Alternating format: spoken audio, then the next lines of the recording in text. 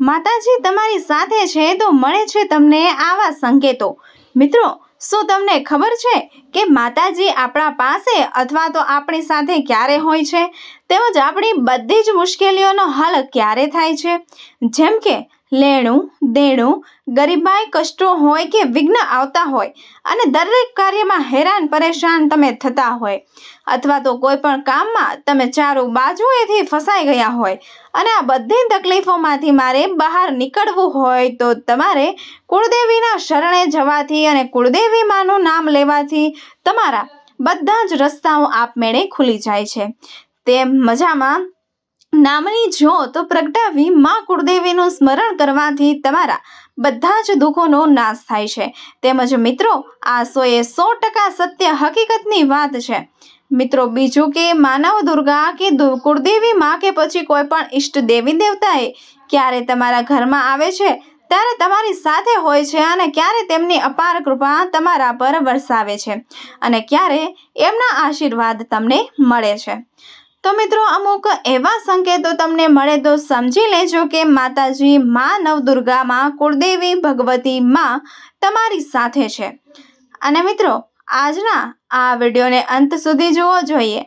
આપ સૌને મારી વિનંતી છે, કેમ કે મિત્રો, અધૂરી માહિતી ક્યારે પણ સાચી માહિતી આપતું નથી, તેથી આજના આ વિડીયોને અંત સુધી સાંભળજો। મિત્રો, તમે તમારી બધી મનોકામના પૂર્ણ કરવા માગતા હોય અને તમારા જીવનમાં અને તમારા પરિવારમાં અને તમારા ઘરમાં માતાજીનો વાસ હોય છે, કેમ કે કુળદેવીમાં તમારા ઘરે છે કે નહીં, અને જો માતાજીનો વાસ તમારા ઘરમાં છે તો તમને કેવા પ્રકારના સંકેતો આપે છે એ આપણે આજના વિડીયોમાં જાણવાના છીએ।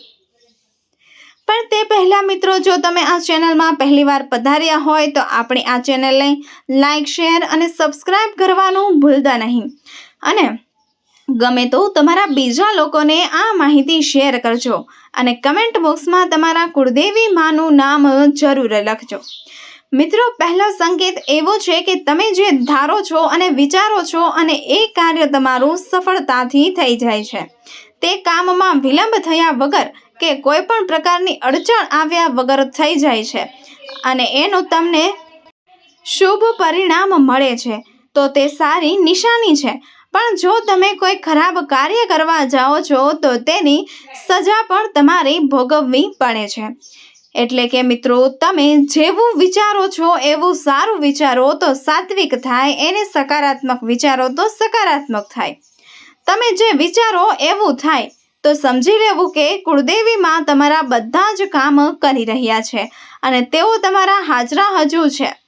મિત્રો, બીજો સંકેત છે કે પૂજા દરમિયાન આંસુ આવવા લાગે છે તો સમજવું કે માતાજી તમારી પાસે છે અને તમારી સાથે છે, કેમ કે દરરોજ તમે પૂજા કરો છો એ વખતે તમારામાં શુદ્ધ ભાવ, પવિત્ર ભાવ હોય, અને એ વખતે તમને આંખમાંથી થોડા ઘણા પણ આંસુ આવે છે, અને એવું થાય છે કે આંસુ આવવા લાગે છે તો સમજી જવું કે તમારી સાથે કુળદેવી છે અને માતાજી તમારી સાથે છે। મિત્રો, તમારા શુદ્ધ ભાવો અને ભાવનાત્મક પૂજાનો પ્રભાવ એવો થાય છે કે માતાજીની કૃપા તમારી ઉપર વરસાય છે। મિત્રો, ક્યારેક તમને લાગે કે તમારી પાછળ કોઈ ઊભું છે અથવા આજુબાજુ કોઈ છે તો તે માતાજીની સકારાત્મક ઉર્જા છે। આંખ ઉપસ્થિતિ તમારું રક્ષણ કરે છે અને તમને ઉત્સાહભર્યું જીવન જીવવા પ્રેરિત કરે છે। એટલે કે તમને એવો અહેસાસ થાય છે કે મારી જોડે કોઈને કોઈ છે, તો સમજવું કે કુળદેવી માતા તમારી સાથે છે। મિત્રો, એનો મતલબ એમ થાય છે કે તમારી સાથે નકારાત્મક ઉર્જાનું એક સ્વરૂપ તમારી જોડે ઊભા છે, અને એવું તમને શુભ સંકેત મળે છે, અને એ શુભ નિશાની છે કે આ તમારી સાથે છે। મિત્રો, બીજું કે જ્યારે તમારા ઘરમાં વાતાવરણ શુદ્ધ હોય અને તમે કોઈ પણ પ્રકારના બાગ બગીચામાં ના હોય, અથવા તો તમે ઘરમાં કોઈ સુગંધિત પદાર્થો ન વાપરતા હોવું છતાં મંદિરમાંથી અલૌકિક સુગંધનો અહેસાસ થાય તો તે કુળદેવીની ઉપસ્થિતિનો સ્પષ્ટ સંકેત છે। કેમ કે મિત્રો, ચમેલી હોય, ગુલાબ હોય, અત્તર હોય, ગુગળ ધૂપ હોય, અને આવો તમે ઘરમાં સુગંધિત પદાર્થ ન વાપરતા હોય અને તમારા મંદિરમાં જે કુળદેવી માનું મંદિર હોય, માતાજીનું મંદિર હોય, અને ઘરમાંથી એવી સુગંધ આવતી હોય, અલૌકિક સુગંધ, કે તમે પોતે પદાર્થો વાપર્યા જ નથી છતાં પણ તમારા મંદિરમાંથી અથવા તમારા આજુબાજુ તમને એક અલૌકિક સુગંધનો અહેસાસ થાય તો સમજી જવું કે 100% તમારા કુળદેવીમાં તમારી રક્ષા કરે છે. અને આ સત્ય વાત છે. મિત્રો, બીજું એવું છે કે જ્યારે તમે દીવો પ્રગટાવો છો અને દીવાને તમે ભૂલથી અડી જાઓ છો અને જો તમારી આંગળી કે તમારો હાથ દાઝતો નથી અને ગરમ પણ ન થાય અને તમે બળો પણ નહીં અને કંઈ પણ અસર ન થાય તો સમજજો કે તમારી કુળદેવી તમારી રક્ષા કરે છે, કેમ કે એને જોગણી કહેવાય છે. એટલે અગ્નિ કોઈને નથી છોડતી. છતાં પણ તમે નબળો અને હાથ ન દાજે તો સમજી લેવું કે તમે માતાજીના પરમ સેવક છો અને એ શક્તિ, એ ઉર્જા તમારી રક્ષા કરે છે. બીજું મિત્રો કે રાત્રે તમે અચાનક ઊંઘમાંથી જાગી જાઓ છો અને તમારી ઊંઘ ઉડી જાય છે, તમને માતાજી ખુદ જગાડે છે, ચેતન કરે છે કે ઉઠ જાગ અને તમારો ધ્યેય પૂર્ણ કરો. સારા કાર્ય માટે વળગી જાઓ એ પણ એક શુભ નિશાની છે, કારણ કે માં કુળદેવી તમને જગાડવા માંગે છે કે તમે કોઈ પણ કાર્ય કરો એમ જ તમને સફળતા મળે તો સમજી લેવું કે તમારી કુળદેવી માં તમારી રક્ષા કરે છે. તેમજ જો તમારા ધંધામાં પ્રગતિ નથી થતી તો તમારા સાથે માતાજી હાજર નથી. તમને કોઈ વિઘ્ન ન આવવા દે કે પછી તમારો કોઈ વાળ પણ વાંકો ન કરી શકે તો સમજી લેવું કે તમારા કુળદેવીમાં હાજર છે અને તમારું રક્ષણ કરે છે.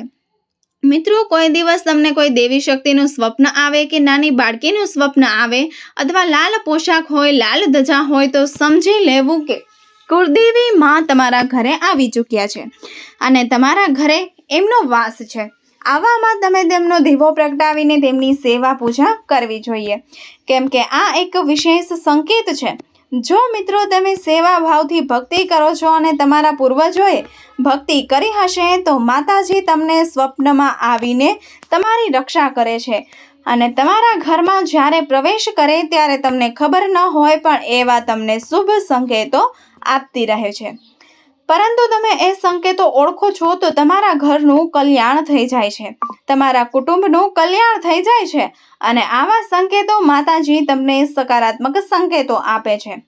મિત્રો, બીજું કે તમારા ઘરમાં ગાય કે કૂતરું આવે અને તેમને રોટલો ખવડાવો તો તે માતાજીની કૃપા કરાવવાનું માધ્યમ છે. તેમજ જો કોઈ ગરીબ પણ આવે, કોઈ ભિક્ષુક આવ્યા અને તમે એને યથાશક્તિ દાન આપો છો અને તેને રાજી કરો છો તો સમજી લેવું કે તમારા ઘરે કુળદેવી માં કોઈને કોઈ રૂપમાં આવે છે અને તમારી પરીક્ષા કરે છે. પરંતુ એ પરીક્ષામાં તમે પાસ થજો. મિત્રો, માતાજી કોઈ સ્વરૂપે આવે, કોઈ પણ માણસના સ્વરૂપમાં આવે, પશુ પક્ષીના સ્વરૂપમાં આવે, પણ એને ઓળખી જજો. આ શુભ સંકેત છે અને તમારા ઘરે જો ગાય આવે કે કૂતરું આવે તો રોટલી ખવડાવજો, કારણ કે કુળદેવીમાં કોઈના કોઈ સ્વરૂપે આવે છે અને તમને શુભ સંકેત આપે છે. તેથી આ ખાસ ધ્યાન રાખજો મિત્રો. બીજો સંકેત એવો હોય છે કે તમે અને તમારા પરિવારમાં, તમારા પેઢીમાં આજ સુધીમાં કોઈ બીમાર ન હોય કે બીમારી ન થતી હોય, દવાખાનું કે પછી કોર્ટ કચેરી ન થવા દેતી હોય, માં કુળદેવી માં તો એ સમજી લેવું કે તમારી મારા ઘરમાં ચોક્કસથી કુળદેવી રક્ષણ કરી રહી છે. તેમજ મિત્રો, ખાસ ધ્યાન રાખજો, જ્યાં પણ તમે જાઓ ત્યાં તમારો આવકાર મળતો હોય, માન સન્માન પ્રતિષ્ઠા હોય અને મર્યાદા હોય, તમને બમણો માન સન્માન અને ઇજ્જત મળતી હોય તો સમજી લેવું કે એ કૃપા હોય તો કુળદેવી માની અને ત્યારે જ આટલું માન સન્માન તમને કોઈ અપાવી શકે.